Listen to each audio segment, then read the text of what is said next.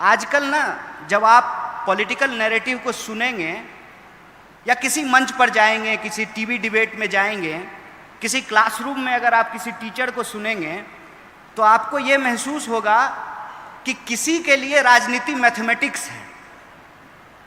जब वोटों का परसेंटेज निकाला जाता है, किस जाति का कितना वोट है, किस धर्म का कितना वोट है, तो किसी के लिए पॉलिटिक्स मैथमेटिक्स है, किसी के लिए पॉलिटिक्स केमिस्ट्री है कि इस जात को इस जात से जोड़ देंगे, जैसे लैब में बैठ करके हम लोग कोई पॉलिटिक्स खड़ा कर देंगे।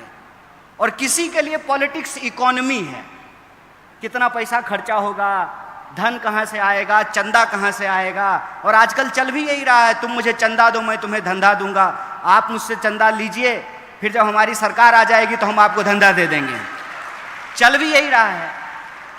तो अगर आप इस देश का लीडर बनना चाहते हैं या as a political science student आप इस देश को समझना चाहते हैं, और जो एफर्ट है MIT का कि हमको पढ़ा लिखा नेतृत्व खड़ा करना है, तो सबसे पहले आपको ये समझना पड़ेगा कि राजनीति है क्या। जब तक राजनीति समझ में नहीं आएगी, ये लेफ्ट राइट सेंटर ये भी समझ में नहीं आएगा। तो राजनीति क्या है? राजनीति देखिए सिंपल, समाज में जैसे संरचना होती है, घर होता है, परिवार होता है, धर्म होता है, जाति होता है, पहचान होती है, उसी तरह से राजनीति भी एक संरचना होती है।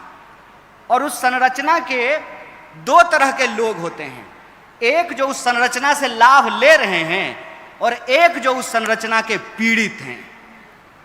अगर आपको उस संरचना से लाभ मिल रहा है तो आप उस संरचना की अच्छाइयों को देखेंगे। अगर उस संरचना से आप पीड़ित हैं तो आप उस संरचना के खिलाफ अपने सवाल को उठाएंगे, अपनी आवाज को मुखर करेंगे। मतलब राजनीति दो ही तरह की होती है, एक होती है सत्ता की राजनीति और दूसरा होता है सत्ता के खिलाफ सत्य की राजनीति, और यही विचारधारा है। और जो सत्ता की राजनीति और सत्य की राजनीति है, इसको अगर आप भारतीय इतिहास, चिंतन और परंपरा के आधार पर देखेंगे तो भारत में हर तरह के विचार आपको देखने को मिलेंगे। भारत को किसी और देश से किसी भी प्रकार का नकल करने का जरूरत नहीं है। भारत वो देश है जहां पर हिरण्यकश्यप का अगर उदाहरण मिलता है तो अपने ही बाप के खिलाफ खड़ा होने वाला भक्त प्रहलाद का भी उदाहरण मिलता है। इस बात को याद रखिएगा। भारत के इतिहास में अगर तैमूर लंक मिलता है तो उसकी बड़ी आर्मी के सामने, जिसके पास तलवारें थी, घोड़े थे, हाथियां था, उसके सामने चाकू लेकर के खड़ा होने वाला बलकरण का भी इतिहास मिलता है। तो भारत की चिंतन परंपरा को आपको देखना पड़ेगा। भारत में अगर ईश्वरवादी सत्ता है तो उस ईश्वरवादी सत्ता को चुनौती लेने वाले विचार भी आपको मिलते हैं। फर्ज कीजिए चांद तो वही है ना भैया, जिसको आप करवा चौथ में भी चलनी लेकर के देखते हैं और ईद में भी देखते हैं। चांद को थोड़ी पता है कि धरती पर उसके नाम से लोग लड़ रहे हैं। वो तो करवा चौथ में भी देखा जा रहा है और ईद में भी देखा जा रहा है।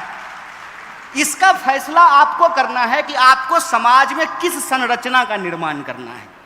अगर आपको समाज में बराबरी की संरचना का निर्माण करना है तो भारत में उसकी चिंतन परंपरा को आपको ढूंढ करके लाना पड़ेगा। और भारत में समानता, एकता, न्याय, बराबरी, इसकी चिंतन परंपरा यह है कि आपको कबीर के पास जाना पड़ेगा, आपको नानक के पास जाना पड़ेगा, आपको बुद्ध के पास जाना पड़ेगा, आपको शिवाजी के पास जाना पड़ेगा, आपको अन्ना भाऊ साठे के पास जाना पड़ेगा। क्या कहते हैं कबीर? कबीर कहते हैं कि काकर पाथर छाड़ी के माजिद लियो बनाए, तापर मुल्ला बांग दे बहरो भयो खुदाए। ये होता है सत्ता को चुनौती देना। सत्ता कितने प्रकार की है? सत्ता जाति की हो सकती है, सत्ता धर्म का हो सकता है, सत्ता पितृ सत्ता की हो सकती है, सत्ता अर्थ का हो सकता है। कहते हैं ना कि ये दुनिया है काला बाजार की, पैसा बोलता है, पैसे से हर चीज खरीदा जा रहा है। तो सत्ता को चुनौती देने का जो साहस होता है, वो साहस अगर आपके भीतर है, वो समझ आपके भीतर है, तो आप सत्य की राजनीति के साथ खड़े हैं। दो ही रास्ता है, नदी के उस किनारे खड़े हो जाइए, सत्ता से हाथ मिला लीजिए, या अपने दिलों में सत्य का अरमान लिए हुए गांधी बुद्ध के रास्ते पे चल पड़िए, डॉक्टर बाबा साहब भीमराव अंबेडकर के रास्ते पे आगे निकल पड़िए। और बुरा मत मानिएगा, बहुत सारे स्पीकर ने कहा कि विचार नहीं होता है, गलत बात है। अगर विचार नहीं होता है तो आप में और कुत्ता में कोई फर्क नहीं है, इस बात को याद रखिएगा। विचार होता है, विचार के बिना आपके भीतर प्रश्न पूछने की क्षमता नहीं आती है, सत्य को चुनौती देने की क्षमता नहीं आती है, सत्ता से टकराने का साहस आपको नहीं होता है। विचार होता है, नजरिया होता है, तभी आपको नजर आता है। चलिए हमारे साथ ताजमहल, ताजमहल हमारे साथ देखने चलिए, आपको खूबसूरती दिखाई देगी, हमको दिखाई देगा कि बड़े मजदूरों का शोषण किया गया, उसको पेमेंट नहीं किया गया, उसको वेज नहीं दिया गया है। एक ही चीज है, उसको आप किस नजरिए से देखते हैं, ये नजरिए पे निर्भर करता है। और मुझे बताइए, गन्ने को यदि चना कहने लगे तो चने गन्ने जैसा स्वाद तो नहीं देने लगेगा ना। सिर्फ नाम बदल देने से क्या होगा? लड़ाई हमेशा सत्य और सत्ता की रहती है, और सत्य और सत्ता दोनों बदलते रहता है। ऐसा नहीं है कि ये हमेशा अस्थायी रहता है, सत्ता भी बदलता है और सत्य भी बदलता है। सत्ता का परिवर्तन भी होते रहता है, उसके अनुसार सत्य का भी परिवर्तन होते रहता है। और हम किस काल खंड में पैदा हुए हैं, इससे हमारी विचारधारा तय होती है। जैसे एग्जाम आप देखिए, करवा चौथ को चलनी लेकर के आप देखिए ईद पर चांद को, लेकिन जब एग्जाम होगा यूपीएससी का और पूछा जाएगा कि चंद्रग्रहण कैसे लगता है, तो ये लिख करके आइएगा कि केतु और राहु की वजह से होता है, तो एग्जाम में आप फेल हो जाइएगा। इस बात को याद रखिएगा। विज्ञान से पहले तर्क है, और तर्क की अगर आप बात करेंगे तो इस देश में तर्क रहा है, और तर्क ने हर प्रकार की सत्ता को चुनौती दिया है। वही कबीर जो लिखते हैं कि काकर पातर छारी के माजिद लियो बनाए, तापड़ मुल्ला बांग दे बहरो भयो खुदाए। वही कबीर लिखते हैं कि पाथर पूजे हरि मिले तो मैं पूजूं पहाड़। वही कबीर लिखते हैं, वही नानक लिखते हैं, वही बुद्ध लिखते हैं, वही इस देश के जन कवि लिखते हैं। और कवि दो तरह के होते हैं, इस बात को याद रखिएगा। जैसे मैं कहता हूं कि राजनीतिक व्यक्ति दो तरह का होता है, उसी तरह से कवि भी दो तरह के होते हैं। एक कवि वो होता है जो राजा के दरबार में बैठ करके राजा के लिए भजन गाता है। दूसरा कवि वो होता है जो जनता के बीच में जन संघर्षों का गीत गाता है। इसका चुनाव आपको करना है, इसका चुनाव आपको करना है कि आप किसके साथ खड़े हैं। लेकिन याद रखिएगा, किसी भी वस्तु को उठा करके जब आप फेंकते हैं तो ये उस वस्तु के वजन और उसके वॉल्यूम पर निर्भर करता है, उसके मास और वेट पर निर्भर करता है कि वो कितनी दूर जाएगा। आप सामाजिक व्यवस्था में, आर्थिक व्यवस्था में, सांस्कृतिक व्यवस्था में, राजनीतिक व्यवस्था में कहां खड़े हैं, वहीं से आपका विचार तय होता है। अगर आप शोषित वर्ग से आते हैं तो आप शोषण के खिलाफ अपनी आवाज को मुखरता से बोलेंगे, क्योंकि याद रखिएगा, होमो सेपियंस होने की बुनियादी जरूरत यह है कि अगर हम रोते नहीं हैं तो हमारी माँ को भी नहीं पता चलता है कि हमको भूख लगी है, वो हमको दूध नहीं पिला पाती है। हमारा इतिहास क्या है, हमारा धर्म क्या है, हमारी संस्कृति क्या है, हमारा दर्शन क्या है, हमारा तर्क क्या है, और हमारा विज्ञान कहाँ जा रहा है, इसका मूल्यांकन करना बहुत जरूरी है। और अगर आप इस देश का नेतृत्व करना चाहते हैं तो इस बात को याद रखिएगा कि आपके भीतर विज्ञान की भी समझ होनी पड़ेगी। अगर आपके पास विज्ञान का समझ नहीं है तो संसद में बैठ करके आप कौन सा पॉलिसी बनाएगा, हमको बता दीजिए। जो फिजिक्स पढ़ा ही नहीं है, जिसको मालूम ही नहीं है कि न्यूटन के फिजिक्स में, आइंस्टाइन के फिजिक्स में और क्वांटम फिजिक्स में क्या डिफरेंस है, उसको नैनो टेक्नोलॉजी नहीं पता चलेगा, उसको एआई नहीं पता चलेगा, इंजन का डिसइंटीग्रेशन कैसे हो रहा है उसको नहीं पता चलेगा।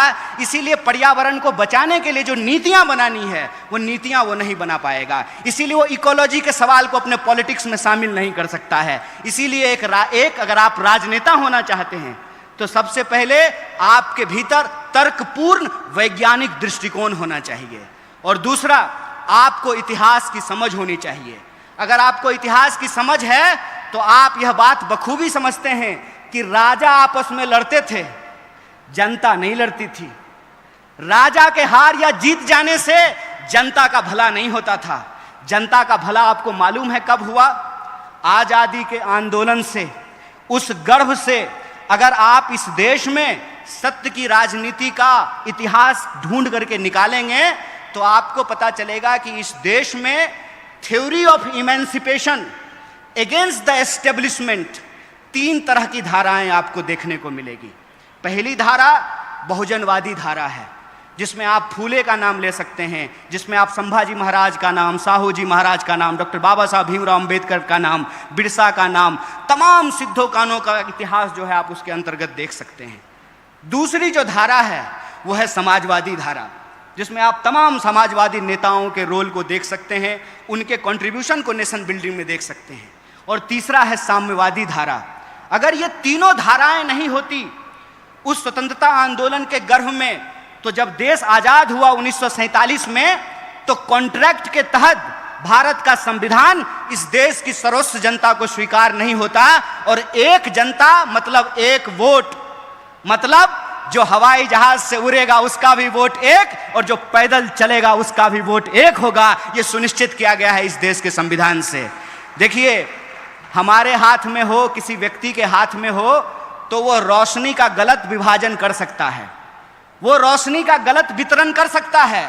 लेकिन अगर सोशल कॉन्ट्रैक्ट के तहत यह बात स्वीकार की गई है कि हर अंधेरे कोने में रोशनी फैलाई जाएगी, तो उसी आधार पर भारतीय व्यवस्था का निर्माण किया जाएगा।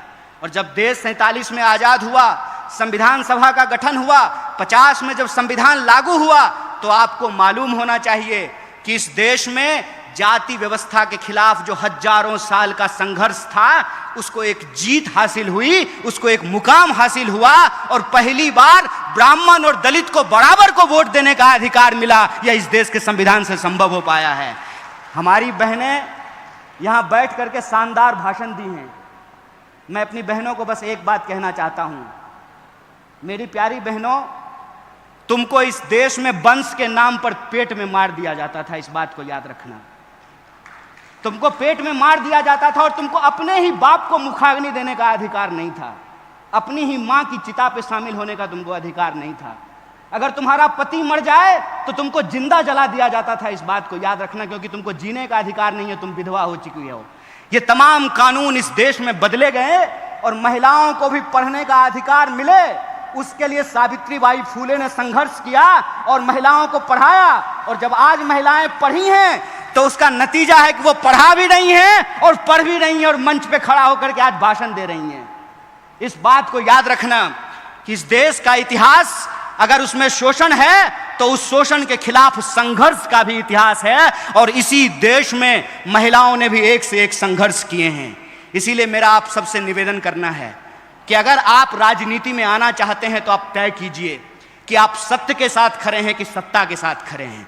अगर आप सत्य के साथ खड़े हैं तो आपको सत्य के लिए संघर्ष करना पड़ेगा, और जब आप सत्य के लिए संघर्ष करेंगे तो इस बात को याद रखिएगा कि आपके भीतर विज्ञान की भी समझ हो, इतिहास की भी समझ हो, दर्शन की भी समझ हो, और इस देश में समाज में रहने के लिए जो व्यवहारिकता है उस व्यवहारिकता की भी हमको समझदारी हो।